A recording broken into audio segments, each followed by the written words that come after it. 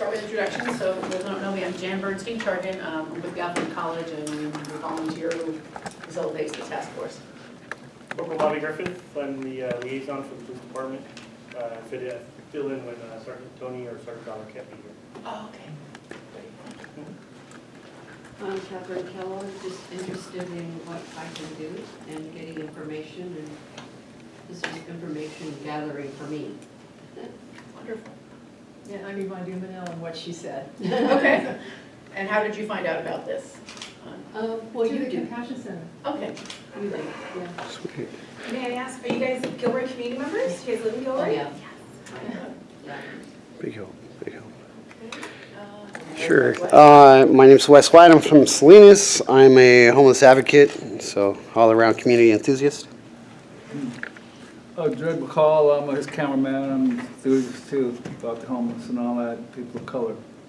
So, Good morning, Detective Agus. I am the homeless youth specialist at the Santa Clara County Office of Education.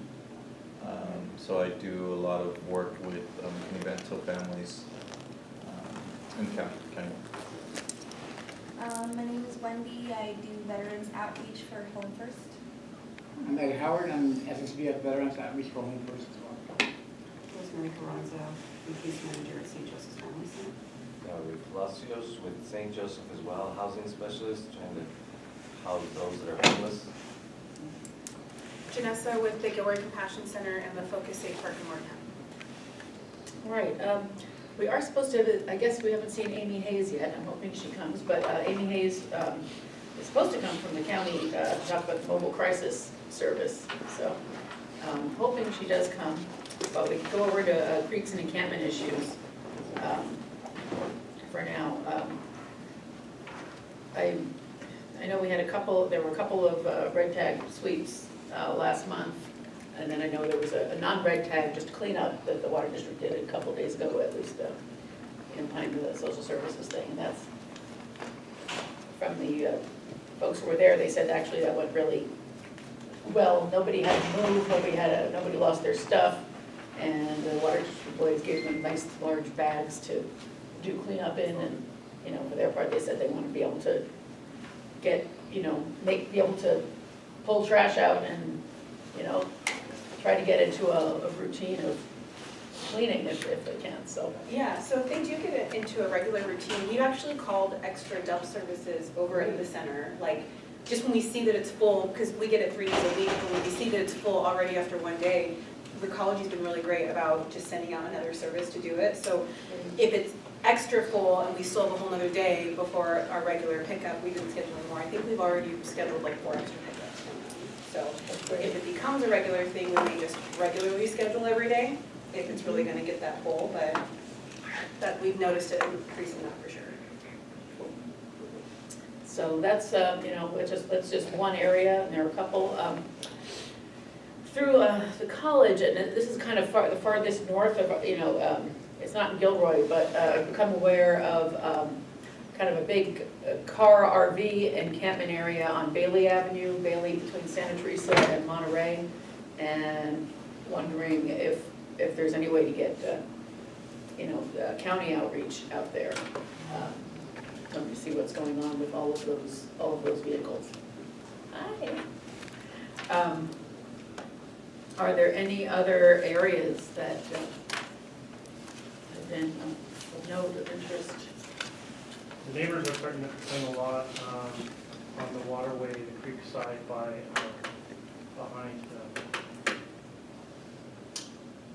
the streets right there by the Compassion Center. So starting from the storage all the way down to leaves in the Back into the neighborhood again. So that's kind of back where we were a couple of years ago. Yeah. Only a few, I went back there last week, there was a few people I talked to, you guys complaining about the noise, the dogs barking, the water department doesn't want anybody here for trespassing and that kind of stuff, so I have to move along. There's only a couple, and then usually right there at the water canal, they're leaving a lot of the garbage and stuff, leaving their carts and stuff, so that's starting. Oh, yeah, by Burger King. Yeah, The other side. Yeah, right there, so a couple neighbors. And is it just for loitering, you said, or like encampment? They had, one guy had a tent set up, encampment, he was setting up actually, I will, kind of say, hey, you know, the water pump doesn't want to put it here, you can't be here trespassing. He was fine, he stayed at the shelter, he got kicked out for a couple of weeks, but he's gonna go back.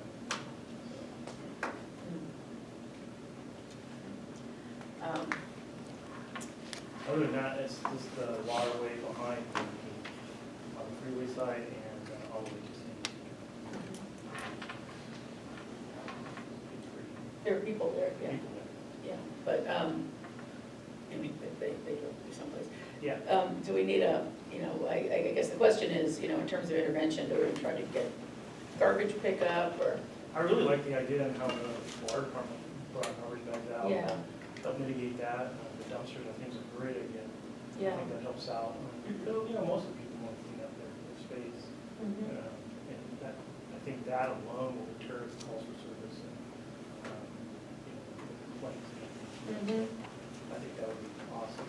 Yeah, so I'm wondering how we could try to get garbage pickup out there at a place that's not near the Compassion Center, because the people camping near the Compassion Center can use that dumpster, but people Well, he's elsewhere. giving them the bags, at least. Right. Those who want to, can. They can make a pile of garbage bags, but still someone's still gonna have to pull it. I don't know, maybe the streets team will pull it, they did it. This is my first meeting, so I don't have a history. So my question, you know, it's not part of my question, but is there a need, or has there historically been a need for sharps containers? We got them at the Compassion Center. Yeah, but I Okay. think Yes. we need more. Okay, that's Yeah, why, we've because had them, the but- conversation the wrong way, so I Yes. would hate to have sharps in the garbage bins or garbage bags. Yeah. Sharps containers, and then Cheer, you know, they do watershed cleanup management, is looking at a proposal to be able to furnish, you know, for sanitation, not just the, you know, camping toilets, but the eco gel that goes in there, so that waste can be put into dumpsters, so, you know, so it decomposes. So I'm kind of working with them on that project and looking at different products out there.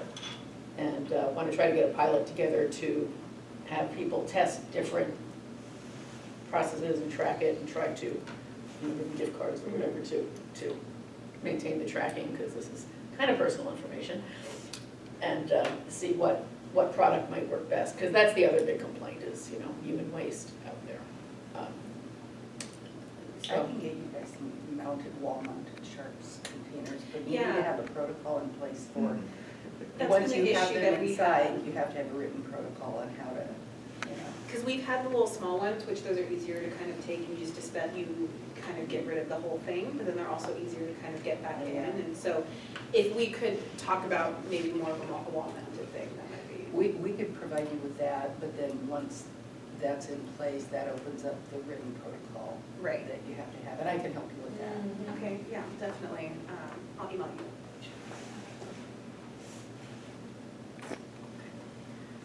There's also been kind of a working group that's been meeting and talking about how to, again, get a safe and legal camping area. I guess there's a donor willing to buy Conestoga huts. Those are about $2,000 each, and they're a little harder shelled than the tents, because the tents, you know, they're not meant for daily living. And I was looking at city code, you know, what would, you know, and realizing, you know, if it's a temporary structure, in most places, most parts of the city, you're allowed to have temporary structures without conditional use permit. You know, and one of the things that they did in Seattle was have the safe camping community rotate different locations. So it's not one place permanently, but it's like 4 months here, 4 months here. So, you know, once they set up, there's a team that's just working on the next move, which is better than the, you know, the moving every 2 weeks in county campgrounds or suites. At least it's planned. So there is a group that's going to work on that, and, you know, try to look at what will code allow, code and zoning allow, and try to propose a pilot project. Maybe. Also, Yeah. there's a lot of momentum in San Jose with these kind of, they're opening up, they're Bridge constructing right now. communities. Yeah, Yeah. well, there's the one that's, the 17th, there's an open Yeah. house for the bridge community. Yeah. And then Linda mentioned another one where they're knocking down the old Civic Center, they're actually putting 25 tent units, and they're actually quoting different, like the, Yeah. I forgot what you call it, the ceramic hut that you Okay, mentioned. the kind of spoke of. Yeah, she mentioned that, she Yeah. mentioned these shipping containers, she mentioned these crate pull type ones that just go into a triangle. So my point is that I'm wondering if we can kind of harness the momentum that they're doing Yeah. there and have a little more aggressive asking for some property to Is do this something. this Linda? Yeah, oh, there she is, oh, I didn't see you walk in. I didn't see you walk in. So, Linda, could you introduce yourself for those who don't know you? Linda Jones, I work for Office Supportive Housing there in San Jose, so, for the county. Yeah. Yeah, we are, it's public knowledge, those units will hopefully be up and going by June. It's gonna be in the area where the old Civic Center used to be. Nice. They're gonna just be creative and put it outside where the front area is before they decide to knock down their building or whatever the future plans for that. But it is temporary, it's a 2-year pilot program. We haven't 100% decided on the structure, but we went from the stone containers down to where, out of Seattle, this guy was here yesterday. I didn't get the chance to make it to the meeting, but hopefully when I get back to the office today, I can see what they look like, but they can be put up less than an hour. You can have air conditioning. The foundation is sturdy enough so that it's built to at least for a year to 2 years. You can get different levels of them, and we're looking to go into that. We also look into the containers. They cost a whole lot more. A whole lot more. And then once this temporary thing is up, what do you do with 25 storage units? So we're sort of Those are hard to away move from there a around, little too. bit. But I know Project We Hope is actually going to be doing some containers. They had some of the same designs we were looking at too, so we're going to try to get a model there. So for the most part, we're probably going to be going with the one that takes less than an hour to put up. Good. And hopefully when I get to the office today, I can see it is very reasonable in cost versus $1 million for containers versus probably around $300,000 for So, smaller things. so what we want to do is figure out where a good location would be in South County and maybe hopefully harness some of this energy. You know. So we got around a lot of the, and I say we, I mean, it's got to go before the board, but for the most part, as she was talking, you don't want to be into the permits, the conditional use permit, that can take months and months. And Right. it's just it's on a property where the zoning doesn't require a lot of the permits we have, and Right. you can get away with temporary a little easier because, and then the structure you're going with is what's going to really determine how fast we can build up and go. So we got away from the electric and plug-in. I mean, I've been, Janice can tell you, I was calling her, take a picture of yours, let me look at this, because there's so much required to, if you're gonna go with power, electricity versus solar. Yeah. And also how big the units are, how much square footage has to be between. So it's so much in the planning that this has been going on for a long time, and hopefully if we do go with the unit yesterday, the guy out of Seattle was here because another church is purchasing some, so we wanted to get a chance to look at it myself. So if we go that route, I think this program will be up and going in June, and it can see how well it works, could it hold up, and we don't know all those things yet. But Yeah. as far as the cost, is very reasonable. To set up less than an hour, we can't. Yeah. The hardest thing is the where you're allowed to do it part. That's the hard part. So I don't know how effective you think it would be if we had a strong presence of South County at these like open houses in San Jose and making noise of like having represented like stories about look what they're doing in San Jose, and we have the Gilroy community out to see it, because I've seen on the Facebook the conversation, it really is the space, like you told a lot of people, it's the land. Yeah, That- it's that not would- the yeah. funding and it's not the buildings, it's the land. And it's not even the land, right? Because there are private property owners who would work with us on this. The problem is the permission. That is the whole thing. The hardest thing, There you at this point, this is the, for decades, we couldn't get money, right? Now we have money. Then we couldn't get land. Now we actually have some land. Now the state's even going to come in with more land. What we can't get is the permit, the word yes. Yeah, go ahead and do that over there. And that's the hardest thing, so, but we can look at something like a special event permit. It occurs to me that we have circuses that come into Gilroy all the time, and they set up tents, and the people who work in the circus live there. And we want to do exactly the same thing, set up tents, and the people who are living there, and we're just not going to have the animals and the attractions, and we're not going to sell food. But otherwise, we actually have a model. We actually already do this. We actually already bring in temporary communities. When CAL FIRE is fighting a fire, they bring in a whole temporary city and set it up in Christmas Hill Park with dorms and tents and a commissary. They set up a 250-person community in Christmas Hill Park, and we're all fine with that. You know, so we actually have a model for this, and there are ways of doing it, and actually somebody who's homeless in Gilroy right now, he was a carny, he traveled with carnivals for years, you know, and I was talking to him about the tent requirements, and when they set something up temporarily on a street, he made sure everything was spaced 12 feet apart and everything as per code. So, It's gonna be this hard. is doable.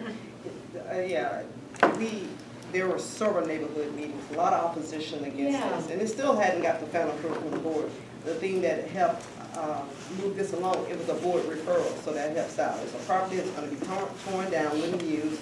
You have all these homeless individuals on a board making a referral, so it goes back to Gilroy has not declared a state of emergency, and so you have to have your officials making these referrals or these recommendations, you know, that we would like to see this happen, and then maybe it can be executed.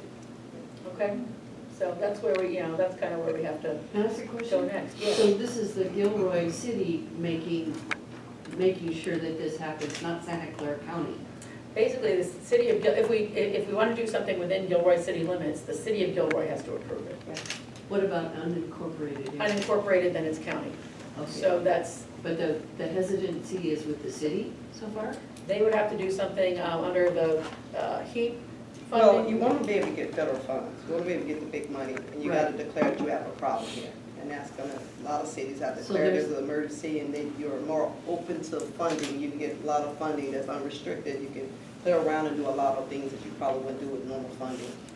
So who determines whether or not there's a problem in Gilroy? You know, That would be the city officials. council, yeah. That would be, we'd have to go to the city council and ask them to declare a state of emergency. So then you need public support. You need a lot of public support. All right, that's why we're here. Yeah. Thank you. So, you know, that's what it's gonna take, but it's not that nothing like this has been done. It has been done, we do it all the time, we can do it again. Right. Well, what is the definition then of a state of emergency? State of for emergency, homeless? that's a good question. Do you know that one? I don't know all the steps that you will have to do, but you definitely have to demonstrate that you have this problem, and probably have the data to back it up. I can get more detail on that. I know that I don't know the exact process, but I know you have to have a letter sent to probably, I don't know, so I don't want to just quote something, so let me find out the steps, but I just know that you have to declare that. It was a period where everyone had to declare it. So. Right, we don't know if that's still Yeah, I don't possible know at if it's this still point possible, either. that's right, I just got it. Because It was already in place when I started the county, so. all right, the county declared a state of emergency. I'm sorry, what was that? Is it, the county declared a state of emergency? In every city jurisdiction, And has every, to declare. and every jurisdiction did. Okay, so that's kind of where we have to go, but it all comes to local permission to do. And we haven't had that yet. Right. Why not? I mean, that's a naive question, but it's the first time here, so why not? I mean, there's a problem. There's a lot of fear, you know, you'll hear that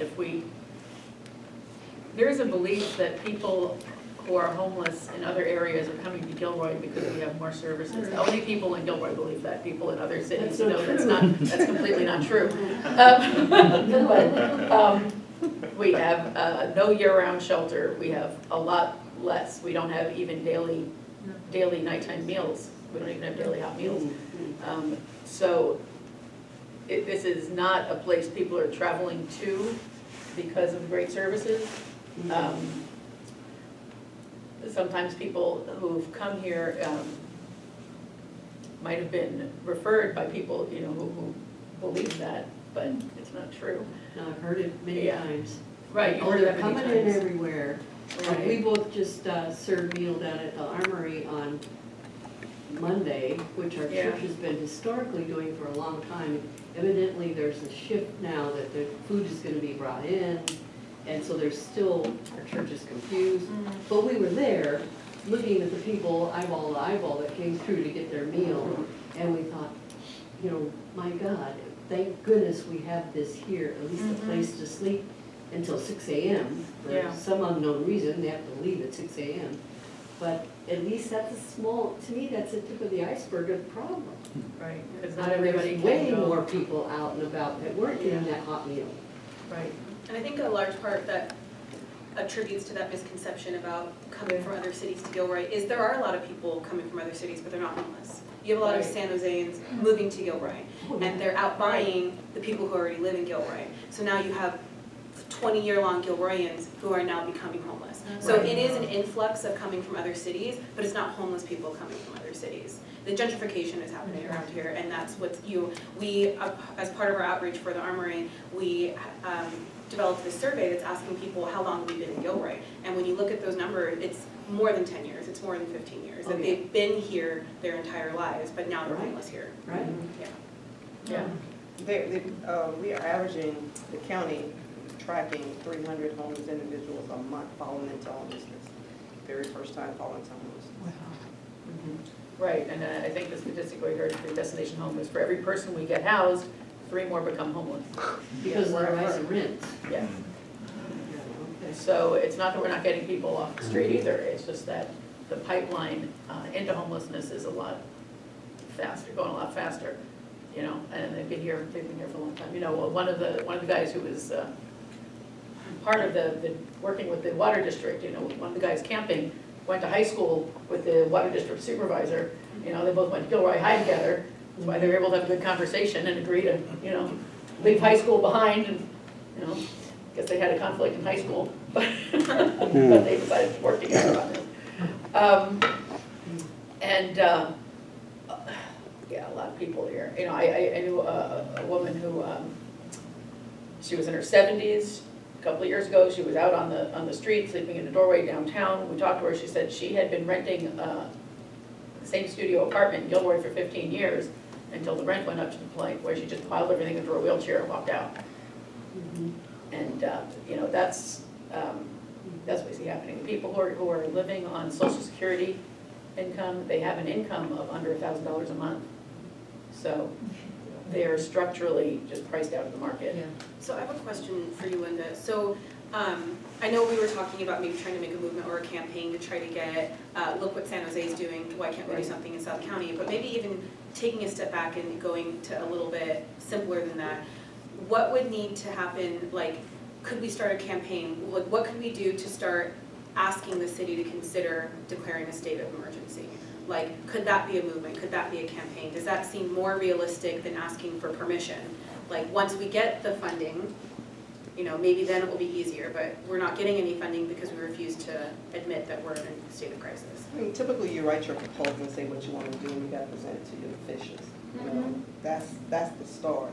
And that, you know, whether or not that'll be accepted or approved, or that's the step. Say, hey, we have a problem here. This is what we're prepared to do forward.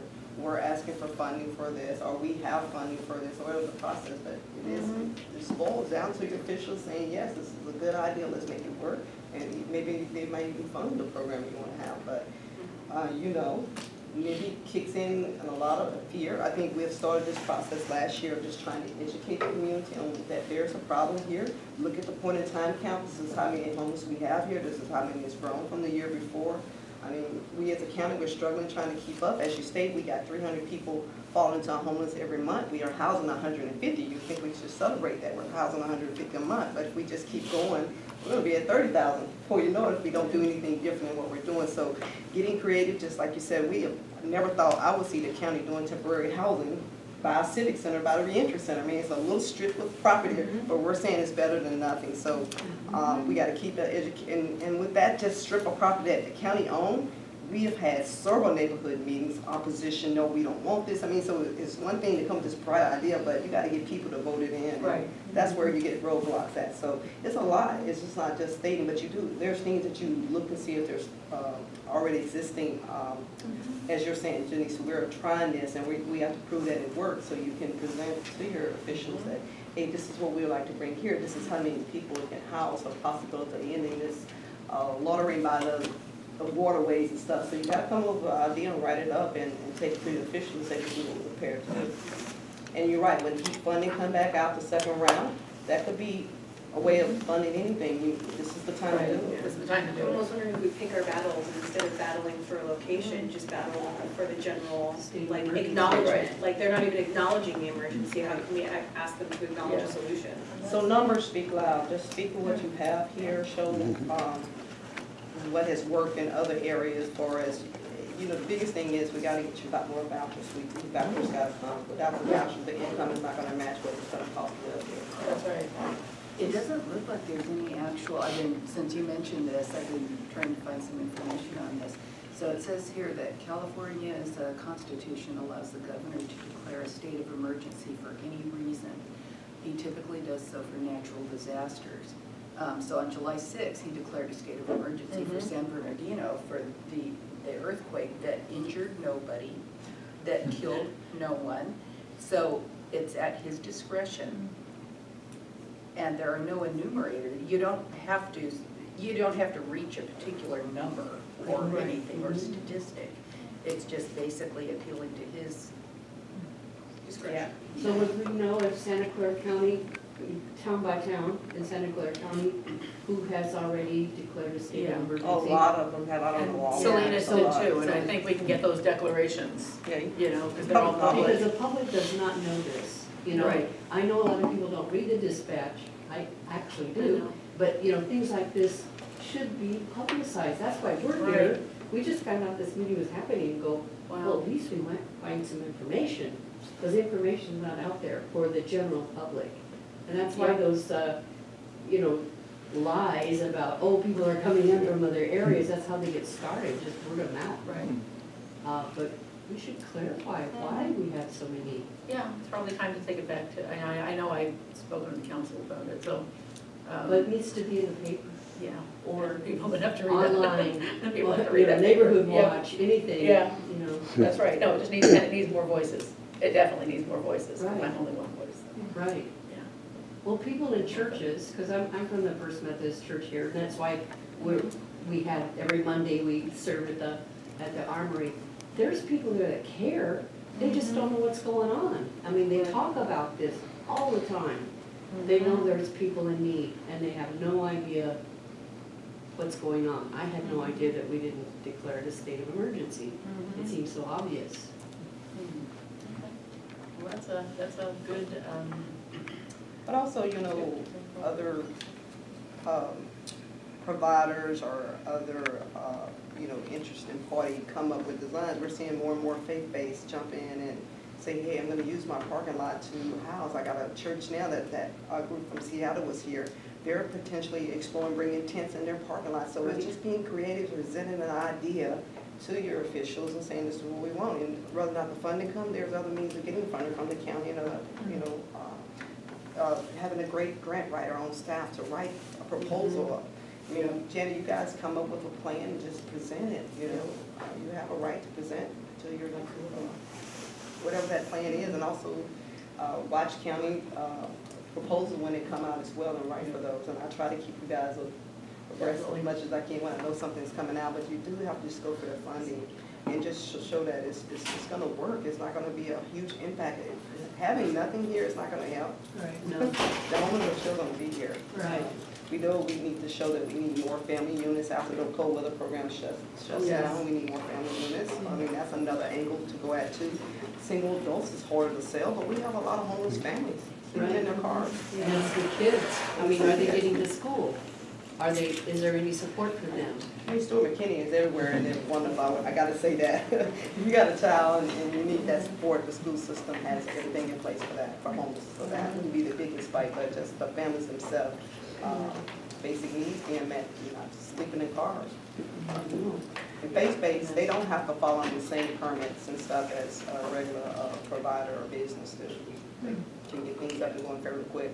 and that's where, you know, having like a safe parking area or a camping area in a church, that really helps the families, because the school system will provide transportation. They can provide a lot of things, but they gotta know where that family is. And if they're having to move every 48 hours, there's no way the school system can keep up with that, you know, to provide them And then kids just transportation. don't go to school. I'm a And then they retired miss school school. teacher, So so that's where my love is. So giving them just a stable location to be homeless Yeah. matters, and that's something to take back to the church, you know, how do we Right.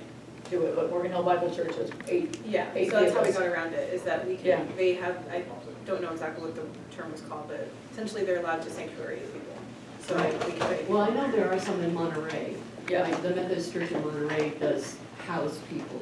Yeah, But the one here in town, I met with a lot of resistance from the people that kind of run the church. And they go, oh, well, you know, there's always the insurance factor and that Yeah. sort of thing. So I guess- that's why I'm trying to get more information. The That's biggest where it often comes down pushback to. that we've had in Morgan Hill is it comes down to, I think that they're willing to offer up their parking lot, but they're concerned with who's gonna run it.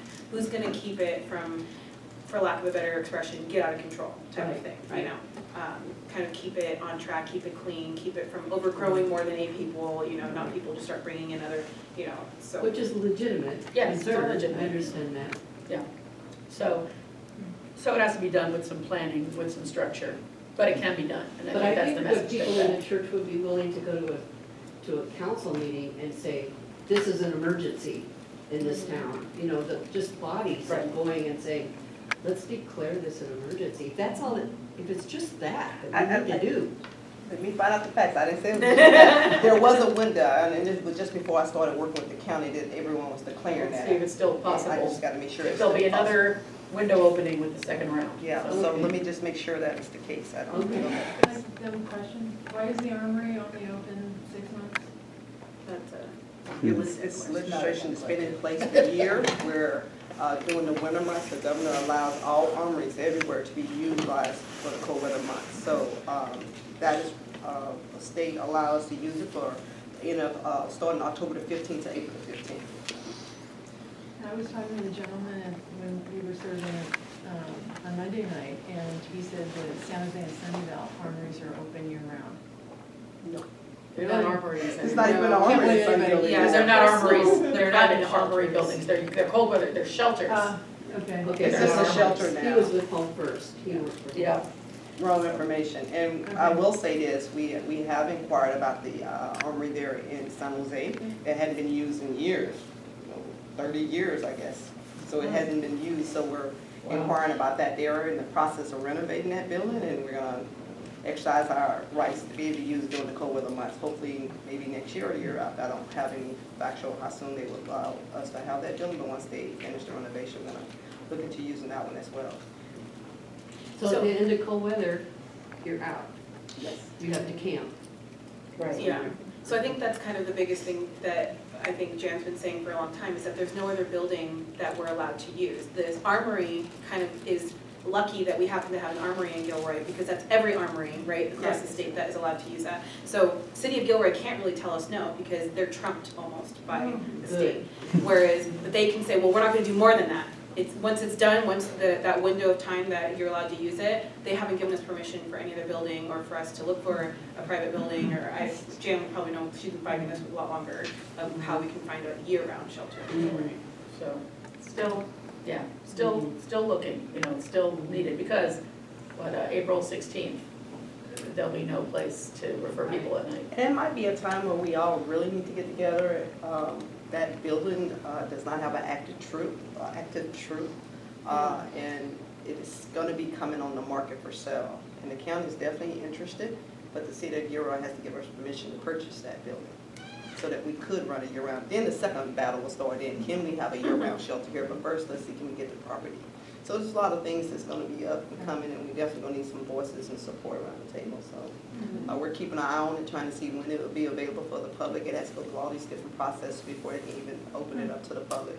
And I'm sure there's a lot of big-time builders probably will try to come in and get that property, so depending on if the city will allow us to purchase that property, I think we definitely would like to go for it. And then to slightly address something you mentioned earlier, if we had our own private building, we could dictate the hours, because you mentioned the 6 a.m. That's an Right. armory stipulation. That's not a program stipulation. Because they do what? They have their active troop there. Not anymore. They don't Oh, have an active they used troop. to, I They're mean, they supposed could to have a potentially. recruiter. So they Yeah. don't do anything in there after 6 o'clock? Not It's this year. supposed to have I a often recruiter. wanted to go there and see what was happening at 6 Yeah, a.m. but it's contractual. They still sell it It's as a recruiter, as they're on site trying to recruit. Right. There's a long line of people signing up for the military. It's not a there. Especially over now, you don't see that. Yeah, sure, I know, especially. So, you know, and the city of Gilroy does have shelter standards, so, you know, we looked at this, you know, years ago when the Compassion Center was formed, the first thing we were trying to do was put a shelter in the building on Monterey Road.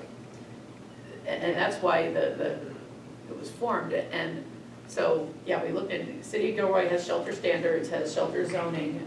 If it's in a commercial manufacturing, we can do shelter by right without a conditional use permit. In a residential area, it will require a lot more process.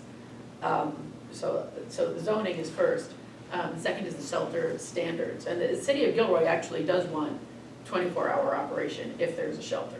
You know, the city's own standards say, don't kick everybody out at 6 in the morning. So that's a good thing. The shelter standards would require a lot of the stuff we already want, but haven't been able to do because of the restrictions on that building. So. Because you did have on Monterey Street, you had that Quonset hut. Yes, and we tried there. The problem was we didn't own the building and we didn't have the money the building itself had a lot of problems in order to bring it up to standards for overnight shelter. It just had, it's hard to bring that building up to standards for just about anything. And see, since we left, it's still been vacant. So the building itself had some problems, and that was what stopped us there. It wasn't. And for the last few years, and Lisa and Jan know this, the armory hasn't been full. We can have 130 in there. We're only having 80 individuals in there a night. So we still have space, but one of the limitation there at the armory is that they don't allow pets. And not all homeless have pets, so a lot of them will come in. Right. So those are some things that we will hope to be able to, the reason why we want that building, so we can have our own hours. We can, have very low barrier shelter, which is needed. We need a low barrier shelter, so. Have families, but also because couples have to separate, so they don't necessarily want to go, and but to be able to do some things with the space a little differently. Good. If it were year-round and single-use building, that would encourage some of the people who won't go to the armory right now to use them. Okay, we also have a winter family shelter program going. How's that going? Did you guys have information on it more? As far as I know, they're not to capacity yet. So, They only had 3 spots. yeah, they have Yeah. 93 out of 35. Yeah. And that's through the end of March? Yes, Yes. we get to go to the end of March, the 31st. They moved in last Friday, on the 2nd, and we were initially gonna try to move 10 families in. They were able to get 35 families, I don't know how, but they made it work, so. Oh, they're amazing. Yeah, and a lot of those that are there, locally, they're not out, No, they're not outside. No. Even, I was gonna also mention that the people that I'm helping as well, my program, they're all, local. Yeah. I don't really have anybody that's out, they all grew up here, they're just like, a situation where they need. Yeah, and that's, the next thing is, back a few months ago, we did a housing ready communities thing, because aside from providing services for people while they're homeless, I mean, the real solution is getting the housing that they can move into and not be homeless anymore. And there's a lot of understanding people need, when the building on 10th Street, Alexander Station, was in the planning process. People were so afraid that it was going to overstress the school district, that we're gonna have to build another school, that's 200 families. Well, the school district came back and said, all the kids in there are already enrolled in Gilroy schools. They just didn't have housing. So when we build housing that's affordable, it is for people who are already here, just living either doubled up or on the street or in garages or in creeks and things. So we do need to be able to, encourage development of more affordable housing. And, that is affordable at the lowest levels, not affordable at 60% of county median. It's affordable at 30% county median and less. And I don't think we have Gateway apartments. Does anybody have any update on Gateway Senior? I think they're opening in February. I'm connected with manager Pete Good. Macho, so I have a lot of people that I'm referring there as well. Yeah. You have to be 62, and so low income. I think the 1 bedroom is like 13, 12, Yeah. 2 bedroom, 1 or 2 bedroom, 75 units, and I took a tour in there. It's going to be nice. And 30 of those units are for formerly homeless? Yes. So I know I heard from somebody yesterday who has been homeless for about a decade. She said she was Yeah. super excited. So, Is that full? So, The gateway, is it full or? no, he's still taking applications. What's the capacity? 75 units. They have it set nice in there where they have already, each unit's gonna have a washer and dryer hooked up. Plus, they even have one of the floors has their washer and dryer as well. They have a game room, community room, it's gonna be gated, it's really, really nice. And, you know, we have a lot of seniors on the streets. Yeah. You know, if you haven't spent a lot of time at the Fashion Center, you see seniors, you see people in wheelchairs, you see a lot of people who really do need this kind of housing. So now we need the hardest people now, people who are under 62, who don't qualify for senior housing yet. So when we get the singles. Okay, Project Homeless Connect, we had a date of March 13th. So that still looks good for everybody? Did we have a location? I think last month we met in Morgan Hill. Morgan Hill felt like maybe we should continue to do it in Gilroy. Gilroy. Yeah, because that's where the armory is open right now, and in March Yeah. it'll still be open. So we had talked about maybe trying to do it in the church across from the armory, just to make it more accessible, since that's kind of already We've done it where, there. yeah, where a lot of people know how to get there and where that is. But we haven't confirmed anything yet exactly, so we'll have more information. Okay. Do you have a contact, Linda? for Pastor Grant. Pastor Grant? Yeah, because he hosted the armory thing Yeah. one year, so. Okay, I think that's a good location. Okay, so March 13th, we're all on, and that's where Homeless Connect is something we do like every year or twice a year to bring a lot of agencies together under one roof at the same time, like with a meal and clothing giveaway, so that people, especially some of the services that people don't get to see a lot in South County, you know, to bring in, open it to service providers from San Jose, maybe you can reach out to people and make those connections. So is there a person that's in charge of this that has a phone number? So I'll be coordinating it. There you go. I'll get it. I'll get it from Lee. I'll get that for you. I'll get it from you, Lee. Yes, absolutely. I mean, I hope you don't mind that Bob we're is just asking all these Oh, no. questions and trying to get a handle, because people are talking about this everywhere. Good. And so, you know, the truth needs to be getting out there. Yeah, get it out and then let people know when you need a speaker at a group or something, and, you know, Good. Okay. keep getting the word out. Okay, program updates. I'll start with Gavilan College. Spring classes start January 27th. There's still time for people to enroll. For California high school graduates, including Dreamers, who are going to enroll full-time, the tuition is free, okay, through the Promise program. Gavilan's food pantry is closed, though, until the beginning of the semester, but the mobile food pantry that's on the third Thursday of the month will be open next week. So next Thursday, lunchtime, parking lot H, come one, come all, everybody can come and get food, there's no barriers, just bring your own bags and boxes.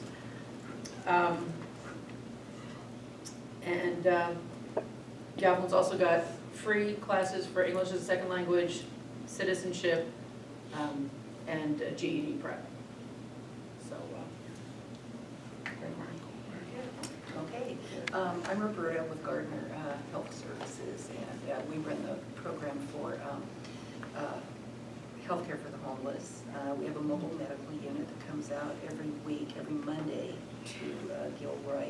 And if you'd like to be on our mailing list, if you have any contact info, I'd be happy to start Okay. sending you some So info. is this what I see on Monterey Street near the So- Catholic Church? Yes, you probably see two different. The Valley Homeless Healthcare is also a recipient of the same funding that we get, and so there's enough needs for both, you know, organizations. And you may see Valley out there, you might see Gardner, and at St. Joseph's, well, St. Mary's Church, that's where we go there every Monday afternoon. So if it's a Monday afternoon, that's us. And then we do the armory at night. And we'll be starting to kind of divide out our evening services and go to Ochoa every other week. So we'll. What do you do at the armory? What is it? Medical, primary medical care. So like if we they have a nurse flu or practitioner. something? Yep. Nurse practitioner on site who can, all the services are free. We have a pharmacy at the Gilroy Health Center, Gardner Health Center in Gilroy. So the very next morning, they can go in and get their prescriptions filled free of charge. And if there's any lab work that needs to be done, they do blood draws at Gardner. So we just give them a referral, they go in, the blood draw done. The following week, they'll get the information back at either Armory or at St. Mary's. So like I say, all the services are free of charge. It's kind of all kind of encapsulated in mobile medical unit. Yeah, and we've been, we do the same thing as the Armory, but we also have a team that goes inside the Armory and does TB tests to kind of satisfy health mandates, for communal living. So the people that go in the Armory are already vetted to a degree. I mean, they have to have TB tests to go in there and. Yeah, well, and we do the best we can. It's to keep up with that, because you do have people kind of going in and out. So so it's difficult. We rely on the Armory to refer us the people, because Gardner can't actually go out. We're on their territory, so we can't actually go out and search them out. But the Armory, the staff will feed us our patients, and then, like I say, that you're never gonna have 100% compliance, so you're. I was under the impression because the people that serve the food have to also be TB tested. They need to be TB tested, And we were told at that time that the people coming in had already been tested before they came in, which makes sense if you're gonna share the same space, coughing all night, and so you're not spreading. So I got the impression that they were, almost had a reservation, a space there. Because I remember there used to be a long line of people lining up to come in. I don't see that now. But that changed because it was a referral process only. They're there for the duration of the program now. So they have to be referred there, so you They are already have their referred by the name Compassion and Center, yes. everything. Yeah, Well, so the goal is to get everybody to be tested. And they give them a certain amount of time Yeah, to be they do, tested. they give, what is it? Like 72 hours, but they come in a weekend, it's a week, depending on when they come in. But at least they're getting something. That's good. And we went to the referral thing to try to stabilize the population, so that people would be in one place, and also know they could make plans during the day, that their bed was reserved the next night, that they would have to. Yeah, that's leave at 6 a.m. and be back in line at noon, and that they could actually go and spend their day productively. Right, okay, good. So, I'm good, and You're we'll be, March 13th, we'll be there at PhD. Yeah.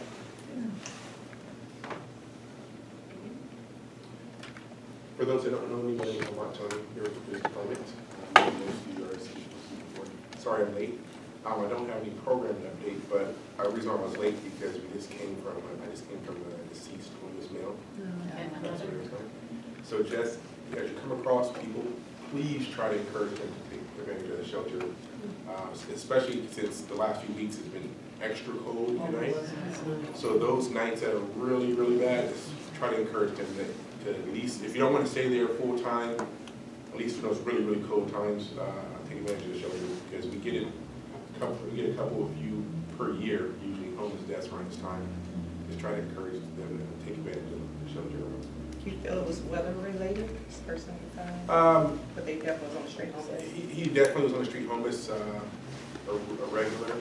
I don't know if it was weather related, particularly right now, it's still really early. He may have some other health things going on, maybe as well. But I'll tell you what, the cold weather, Sure. Especially as cold as it was last night. So just try to get the person, at least on those really cold nights, to take advantage of it. was the man by Elliott School? No.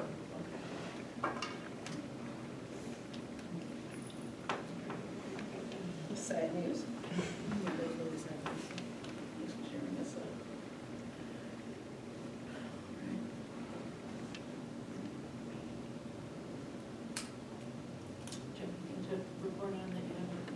Excuse me? Anything else to report on? I know nothing. You know, everybody else here knows something, I'm just here getting it in. But, you know, I just mentioned briefly that I'm a retired school teacher, and 30 years ago, we had children living in their car in Salinas. You know, some teacher would get all bent out of shape because the kids were late for school and then found out, oh, they were sleeping in the car. Or they don't do their homework, they have no place to do it. And so it's like, it's heartbreaking and it continues and it's getting worse and it's not right.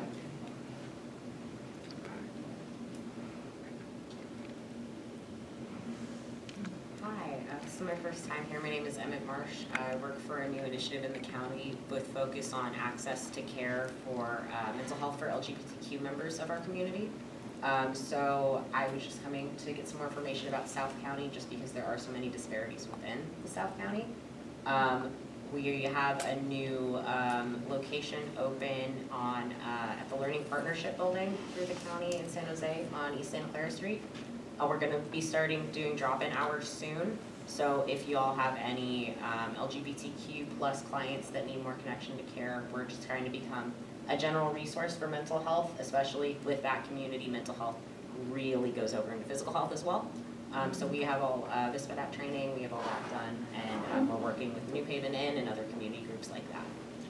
That's great. Do you have a card or anything? I don't just yet. Yeah, Okay. this is month 3 for me, and we've been trying to get everything done. We actually just moved into this new location. We were on the main hospital before, and we couldn't see any clients, so we're just starting to open up those hours. We should have a flyer within the next week or 2. Okay, if you have the, my email from, I don't know if you got the email for this group? Yeah, my boss forwarded it to me. I can send it to you. Okay, so send it to me and then I can forward it out to everybody. Awesome. Did you say you were targeting youth? Or is it just general LGBT? It's mostly going to be adults, just because the youth do have a lot more resources within the county. It's once they age out, but we're not going to turn anybody away regardless of age if we can connect them to resources. What's the program name again? LGBTQ access and linkage. We're trying to come up with, that's that's the funding name. We're trying to come up with an actual program name. We're still really new. And then is it county, did you say is it a county? Yes, Okay. yeah, it's through Santa Clara County. Okay, thanks.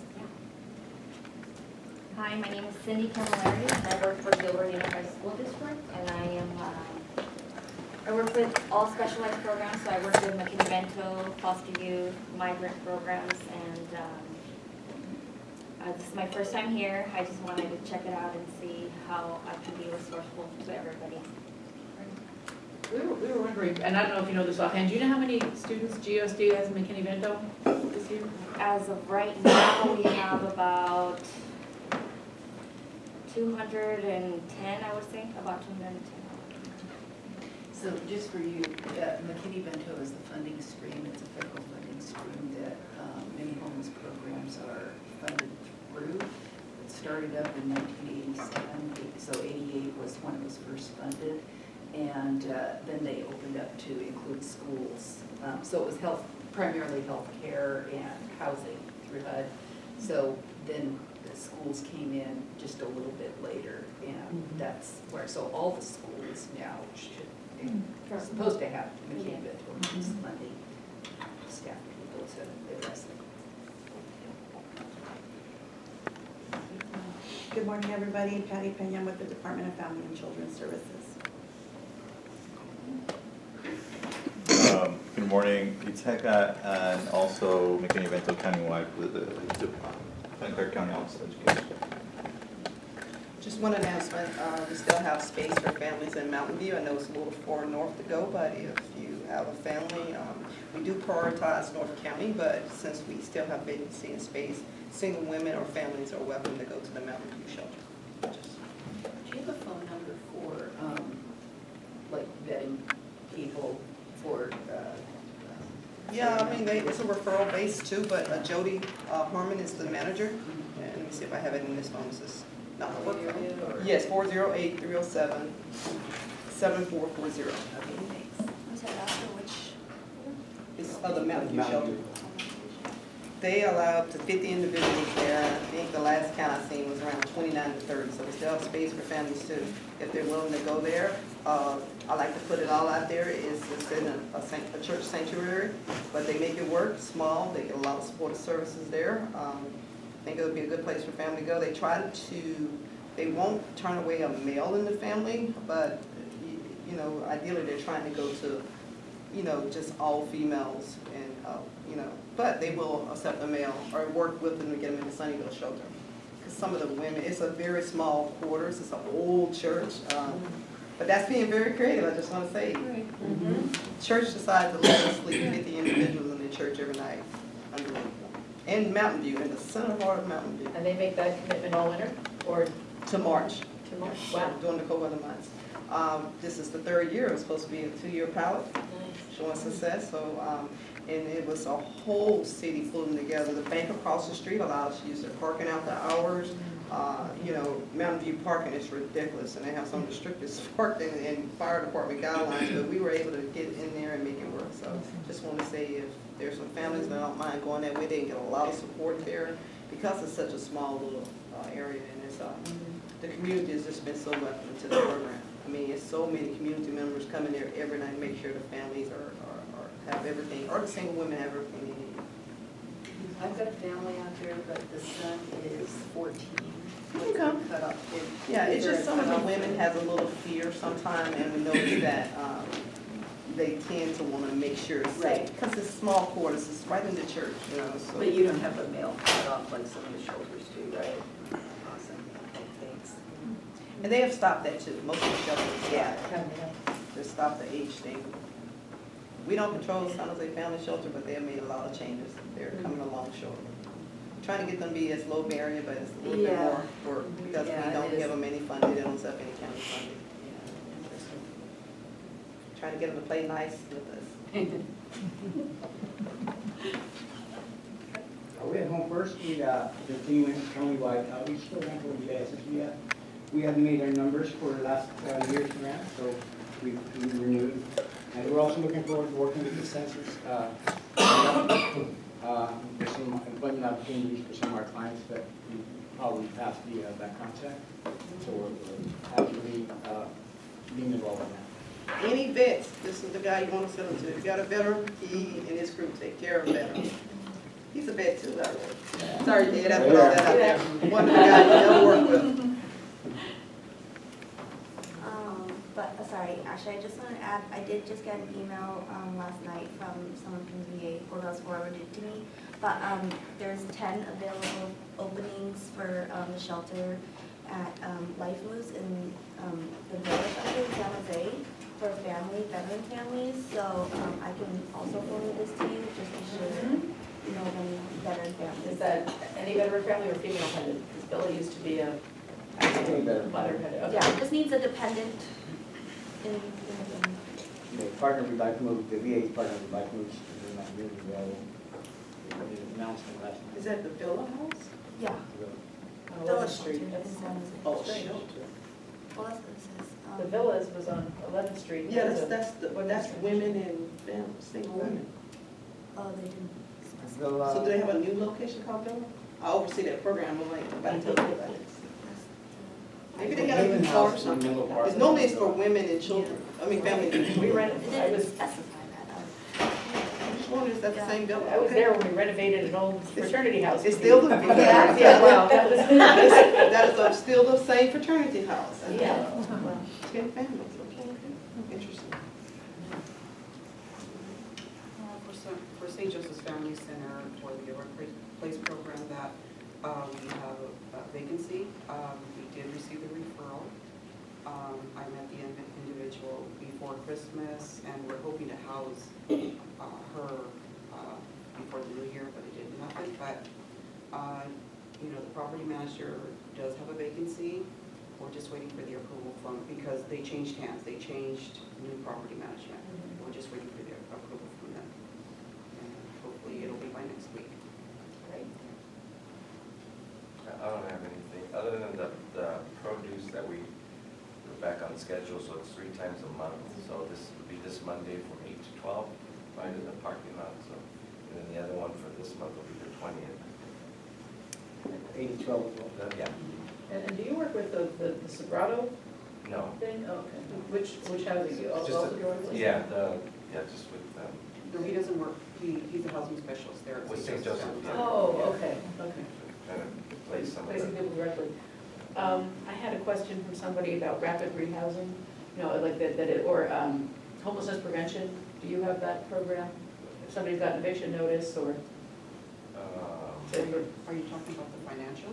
yeah, financial Yes, part? please say that's where. yeah. And is that you or? Well, I'm gonna be working with Graciela, she Okay. does that as well, so, yeah, I'll put that over, positive.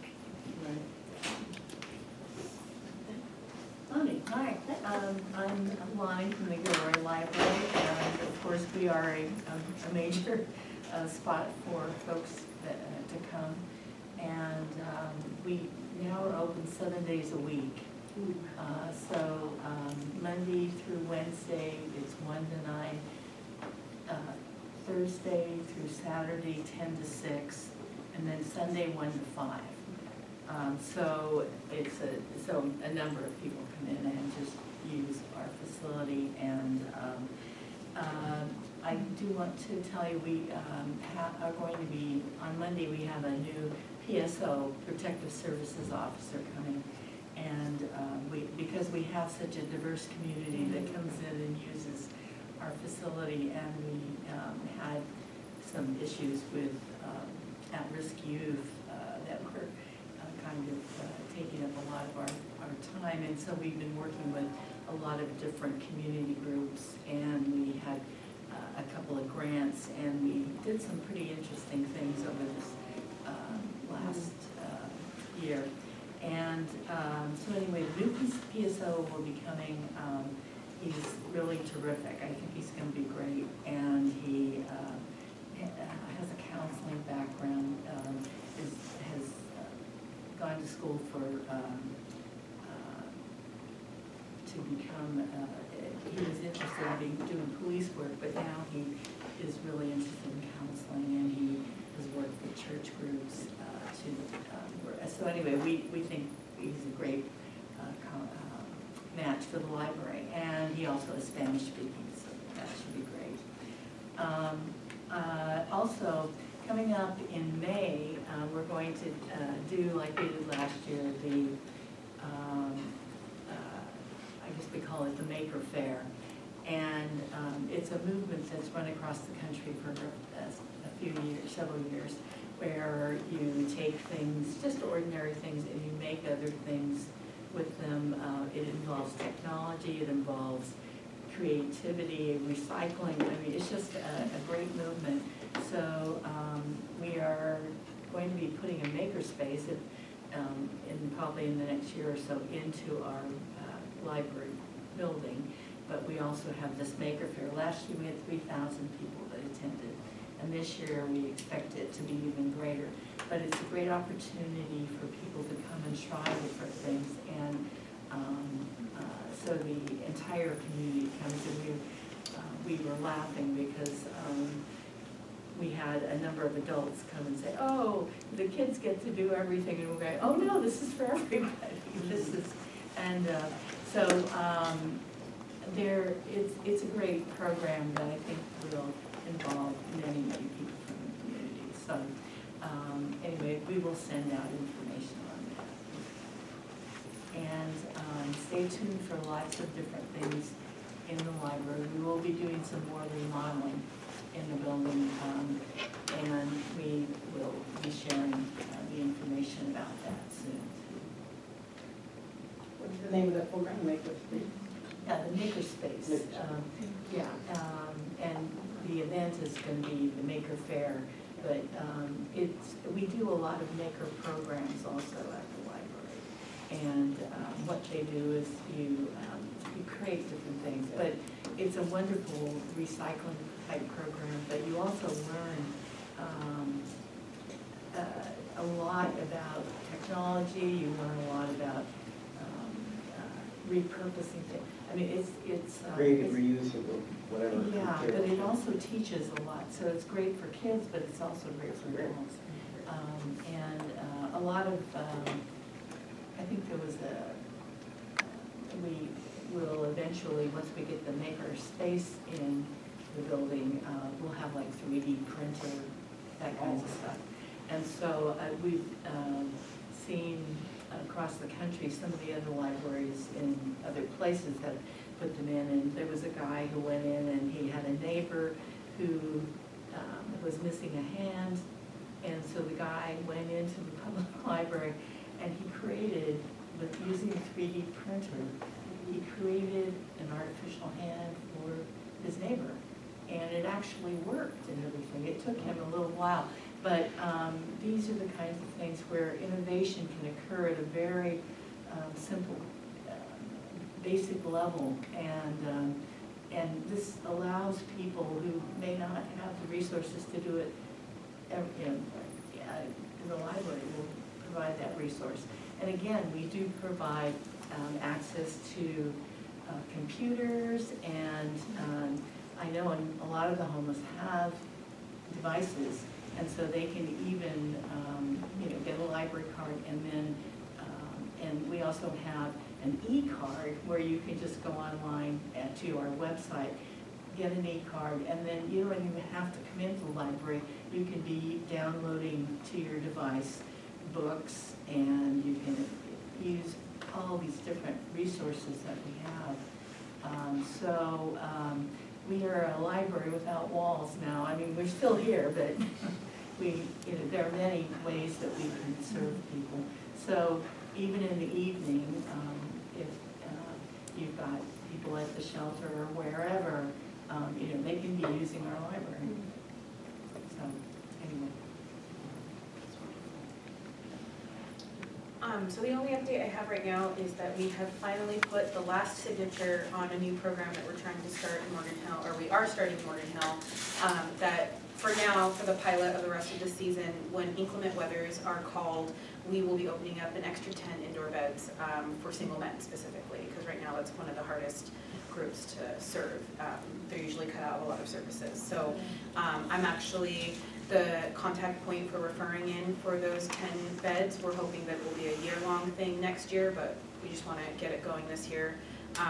So I know we're not in an inclement weather right now. You ended up not calling one last night. Thought about it, but didn't. So if you guys had any single men that you work with in Morgan Hill, San Martin area, I would even take Gilroy, but it is priority to Morgan Hill since it is a Morgan Hill community church. But if you wanted to send me those names, I'm going to start contacting people since it's in place, because I think another inclement weather is just right around the corner. So we'll be doing our first night. Rebecca Garcia and I from the city said that we were both going to stay the night up there, not taking any away from the 10 beds. Will be an extra 2, but we're excited to give it a shot and see what happens. Yeah, we needed 2 consecutive days of rain. I didn't get it, but yeah, I was surprised to find ice on my windshield this morning. I didn't realize. Yeah, I went to a National Relief Service like you guys. Is that what, Yeah. we need 2 consecutive days for it to be an Yeah, inclement weather episode? and with the low temperature. Or in the forecast, yeah. Starting In the forecast. Tuesday, there'll be rain 5 or 6. But does it need temperature? Because it doesn't have to be rain and temperature or something like that? 41. The Yeah, triggers that's didn't cool meet enough. the demand. I wanted to call it, but it didn't help. We got a break in the rain. We need temperatures to be low enough, and also 2 consecutive days of rain or more. Forecasted. Well, we're ready when you are. You just call it and we'll do it. That's it. Just like it'll be next week. I think we're gonna say it's gotta be a break, and then it's gonna rain some Saturday, and then, so I think it's due back to rain Monday or Tuesday. So I'll look closely there. I gotta connect with the National Weather Service. Okay, and that's it. Yes. About how many homeless people are there in Gilroy? Adults, children, and elderly? I think the census showed about 700. 790, I think it was 799, it was something like that, but, here's a hint, that McKinney-Vento is showing over 200 K through 12 students. Well, they're in families, right? So for each student, there's at least a parent. There's possibly a younger sibling who's not school age yet, there's possibly, so there are a lot of people who also don't get counted. So, I have the figures for 2015 and 2017. We don't have the point in time count yet for the 2019, but 64% increase from 2015, of 439 to 722 to 2017. So it's probably a significant increase for 2019. No, it wasn't. No, it was, actually, we held Wasn't pretty a- steady wasn't a- from 17 to 19, possibly because we went to referral bases at the, Armory, but, and also possibly we just had an undercount, but I know some people counting said they didn't make it out to parts of their territory. But, we know that at least 700, probably a whole lot more than that. I mean, the point in time had 9,706. I mean, you can round that off to 10,000 easily, so. And we're averaging 300 a month, so the numbers are growing. I mean, we know that, so. Right. A lot of people don't get counted because they're places you can't count, And they don't want to be counted or Yeah, you confronted don't. by anyone. Yeah, you don't necessarily know who's homeless when you see them on the street. That's, Right. some people don't know. Okay, well, that will adjourn till next month. Hopefully Amy will be here for the presentation in February.